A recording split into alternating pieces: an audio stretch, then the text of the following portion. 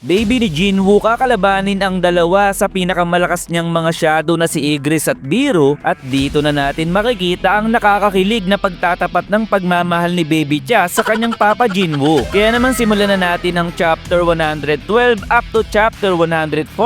at kung bago ka lamang sa aking channel ay mag-follow and subscribe ka na upang maging updated ka sa ating solo leveling manhwa review. Maraming salamat, let's go! Pinakita na si Jinho ay nakikipagdigmaan sa mga basher ni Jinwoo dahil hindi raw siya makakapayag na magbitaw ang mga ito ng mga balahurang salita at wala raw silbi kahit umiyak daw sila sa kanyang harapan sa oras na sila ay makulong. Ngayon ay isang grupo na naman ang napabagsak ni Jinho na siyang naninira sa pangalan ni Jinwoo, at nagpasalamat naman ng bida sa hard work na binibigay ni Jinho, at kanyang naisip na hindi niya narinig na dumating si Jinwoo at tanong nito kung bakit daw ganun ang itsura ng bida. Kalalabas lamang daw ni Jinwoo sa dungeon at dahil daw kailangan nila ng pera sa pagpapatakbo ng guild ay binigay nito ang mga magical crystal. Nakakabilib daw si Jinwoo dahil nagawa nitong makaklear ng isang high ranking dungeon, at ngayon daw ay hindi na sila magkakaproblema sa pagpapasahod sa kanilang employee. Naalala daw ba ni Jinwoo na kailangan pa nila ng isang member para sa kanilang guild, at sagot naman ito na mas mainam daw kung maganda ang ugali ng taong ito, at wikang muli ni Jinho na may mas mahalaga pa silang dapat pag-usapan sapagkat nakapag-decide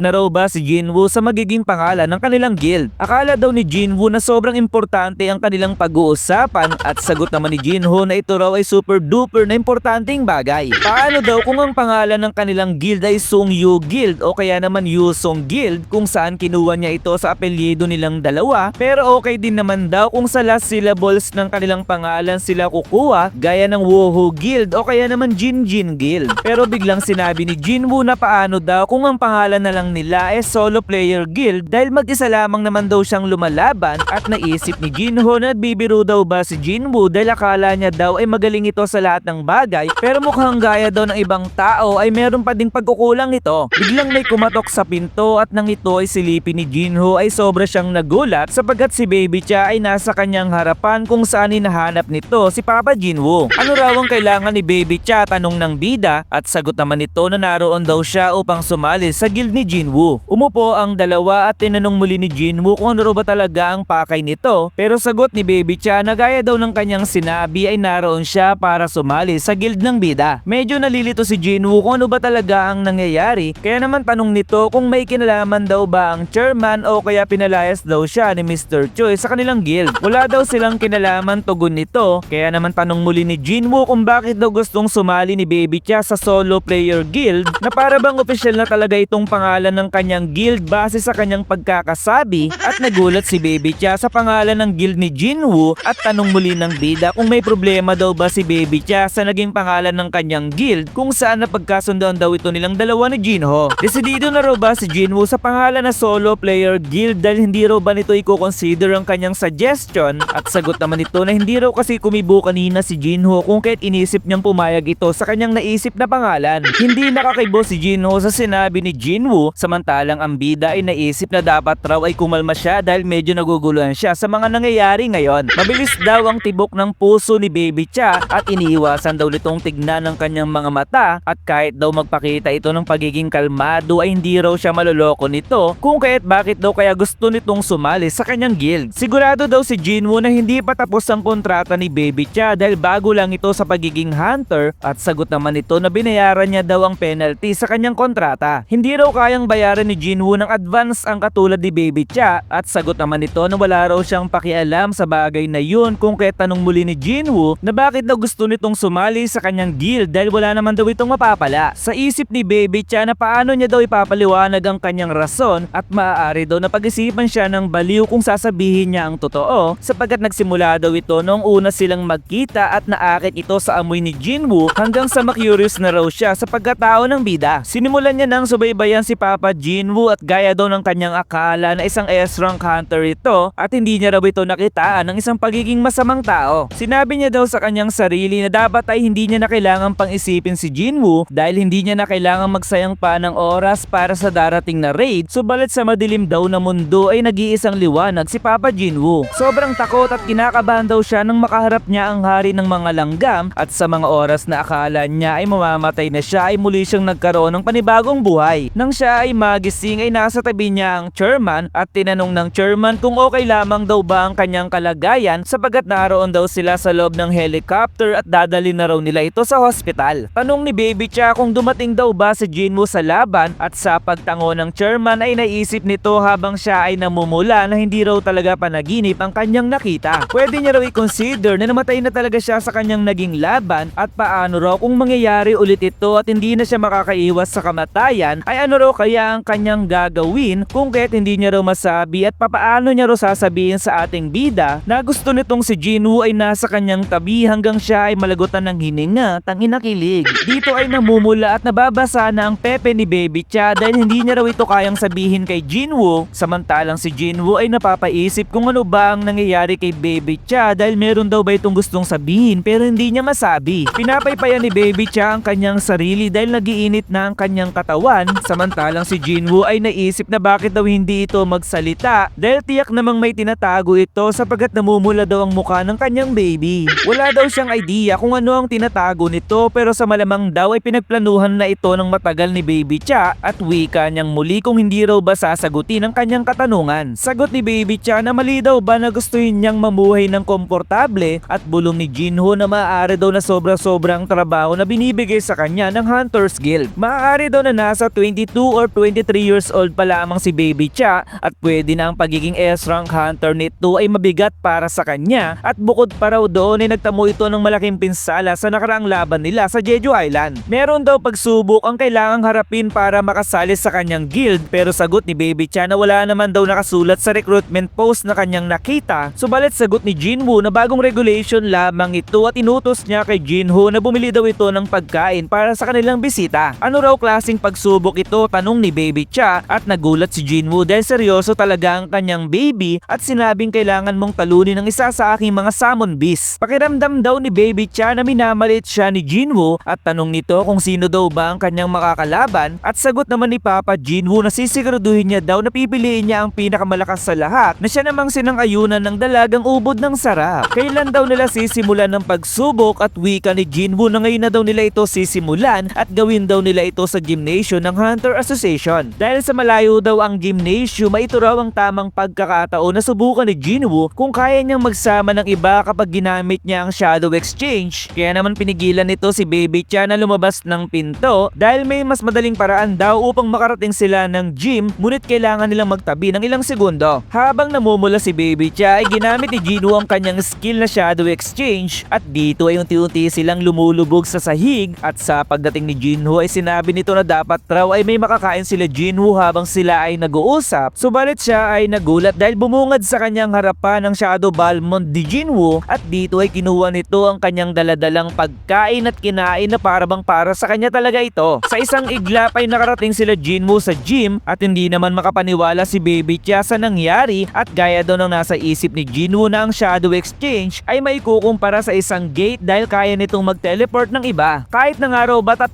oras ang cooldown nito ay malaking bagay na daw na kaya niyang gumawa ng gate gamit ang kanyang skill at sa pamamagitan daw nito ay kaya niyang mag-travel kahit saang parte ng mundo. Naalala daw ni Baby Cha na nakalimutan niyang dalhin ng kanyang sandata at wika naman ni Jinwoo na ang tinutukoy daw ba nito ay yung hawak nito dati na piko at doon ay biglang naalala ni Baby Cha ang nakakatawang eksena sa A-Rank Dungeon. Hindi raw yun ang kanyang sandata at natawa naman si Jinwoo dahil nagbibiro lamang daw siya sa kanyang sinabi. Meron naman daw mga sandata ang pwede niyang hiramin sa storage ng gym at kahit daw hindi ito singbisa ng kanyang sandata ay may magagamit naman dito para sa gagawin niyang pagsubok. Ngayon ay handa na raw si Baby Cha at wika naman ni Jinwoo na sigurado na raw ba si Baby Cha sa kanyang sandata at sagot naman nito na hindi na raw mahalaga kung anong sandata man ang kanyang gagamitin sapagkat wala naman daw pakialam ang mga halimaw kung handa man ang isang hunter o hindi. Sumang-ayon si Jinwoo sa sinabi ni Baby Cha at base daw sa kagustuhan nitong patunayan ng kanyang sarili ay tiyak daw na mamamatay agad kung normal na shadow lamang ang kanyang ilalabas. Kaya naman pinalabas niya si